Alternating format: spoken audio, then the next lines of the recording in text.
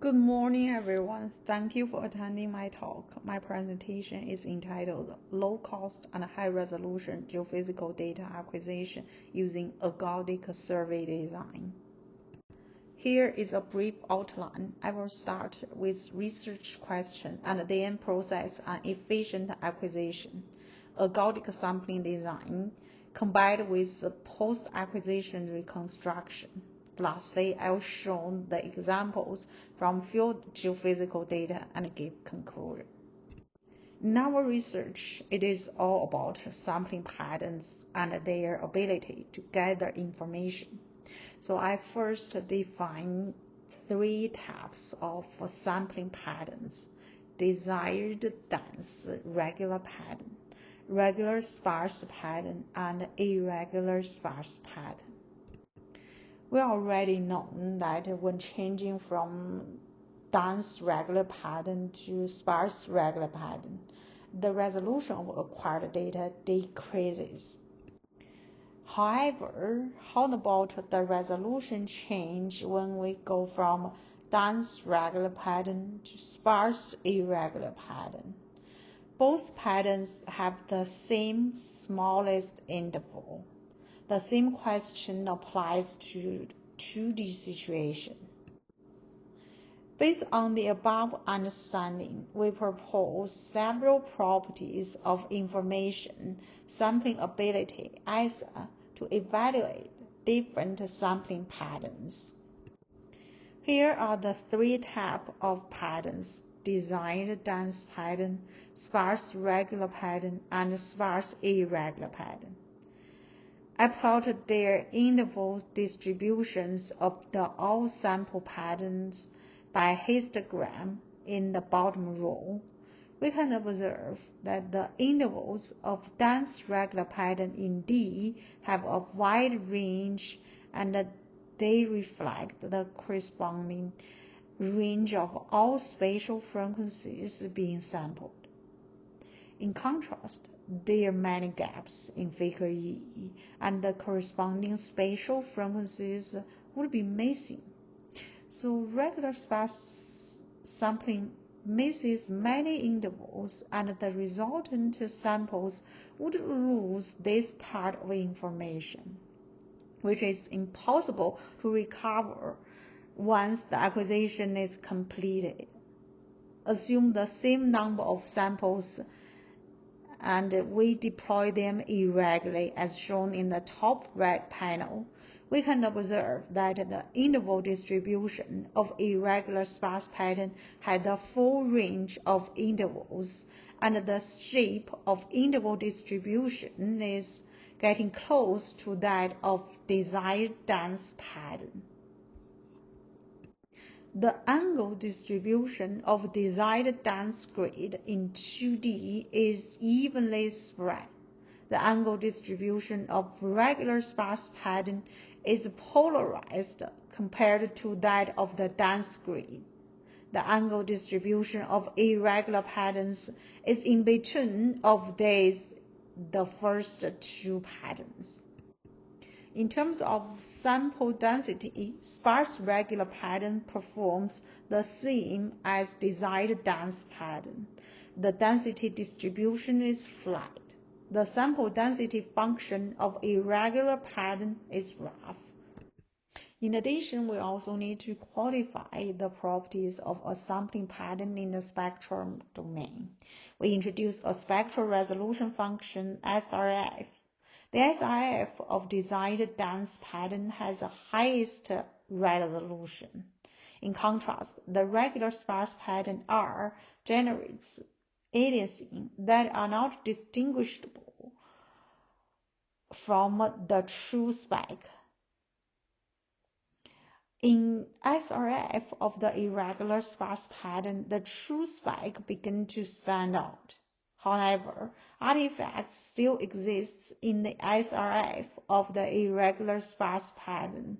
We use two parameters to describe SRF, mu and Kc. Mu is defined as the ratio of the magnitude of the largest artifact to the magnitude of the true spec in SRF. We define objective function to evaluate the difference between irregular sparse pattern phi and the desired fun grid theta in terms of interval alpha, beta, gamma, and SRF. We use entropy to describe the roughness of difference function. We then find the phi star, which can minimize this objective function. The solution phi star is a ergodic sampling pattern, which is the most similar pattern as desired dense pattern. Ergodic sampling is an optimized irregular sampling that approaches the ISA of Navier sampling. This is an ergodic sampling pattern in 2D. The ergodic sampling uses fewer samples but maintains the ISA in terms of interval, angle, density, and SRF. Here is an example when ergodic sampling is applied to a 2D field dataset. It is dense grid and its dataset of gravity gradient in C. The ergodic sampling in figure B uses 25% of samples but acquires the similar information. However, in practice, we are facing not only the point-wise surveys but also the line-based surveys, such as the airborne magnetic surveys. Can ergodic still work? Focusing on this research topic, we pose a line-based ergodic sampling. We have talked about the point-based surveys using individual sensors. Now I'm going to demonstrate ergodic sampling on line-based using airborne surveys. The work of line-based ergodic sampling is based on the pointer-based ergodic algorithm, but is conditioned with subject to observation points in line groups. Here is the workflow of ergodic sampling design process. The basic steps are the same as the pointwise algorithm, but we add the line and other geological constraints. I'm going to select an airborne magnetic survey to test that have been flown for Earth MRI by USGS.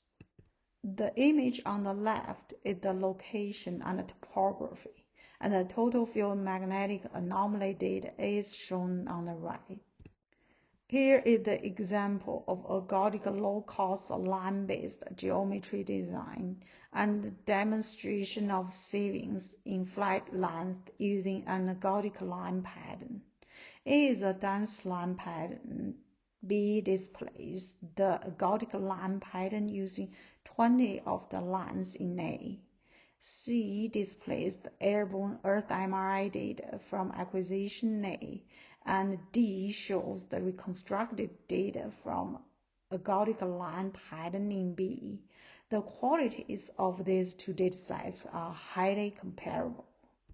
Here is an example of ergodic high-resolution line-based geometry design.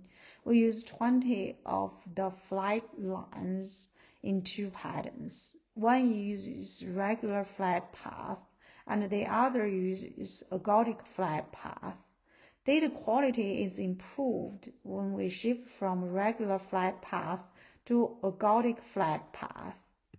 Here, I'm excited to talk about our first field trial of ergodic survey pilot acquisition in Australia. We have designed and implemented two independent surveys. One is a full regular survey, the other is ergodic irregular survey. The full dense regular survey was designed by the third part. We designed our ergodic survey last summer without knowing anything about the full survey. The data was acquired last fall, and we reconstructed the result at the red bottom figure. We only know the full dataset after we finish all the survey design and reconstruction work. I zoom the results here. We can observe that almost all of the features of the total magnetic anomaly has been captured, even just half of the flight paths with ergodic survey. I would like to point out that we were given the same information on the survey area, no additional information, as we designed the ergodic survey. Meanwhile, it is twice independent acquisitions in the same area. Ergodic survey is totally independent, not a subset survey of an existing full survey. I also plotted the reconstruction result and the difference here. First, the difference is less than 10% of the value regarding the original dataset. Second, the most part of the difference is random noise. There is also some large value of difference remaining. Now the question is, are these large value of difference significant signal? Does that matter for our interpretation? Let's now examine the information that might have been lost in the ergodic acquisition, which is a common and understandable concern. The top panel shows the radial average power spectrum of the difference between the full and ergodic acquisition. The effective source depth 60 meters, which is comparable to the flight height above the ground. So we have not lost meaningful geological information at all. Furthermore, it is interesting to note that we have line spacings ranging from 50 to 150 meters in the ergodic acquisition. But this effective noise depth is close to the desired line spacing of 50 meters. I also plot the first vertical gradient for the two independent surveys for your check. Here is the zoom in on the first vertical derivative from full survey and from the ergodic survey. They are comparable in terms of interpretation. We also plotted the difference here. Again, the range of difference is less than 20%. With the most of noise, and the large value in the difference comes from the effective source of 60 meters, which is the less than the flight height ranging 60 to 70 meters. Therefore, the design and reconstruction results have built-in denoising effects. In summary, we have developed an ergodic sampling theory, including ergodic equations, ergodic patterns, ergodic properties, ergodic template. We also have applied ergodic sampling to efficient and economical geological data acquisition design, including low-cost and high-resolution surveys. With that, I leave you with a question. Why don't we use this method to get twice the value for the same budget?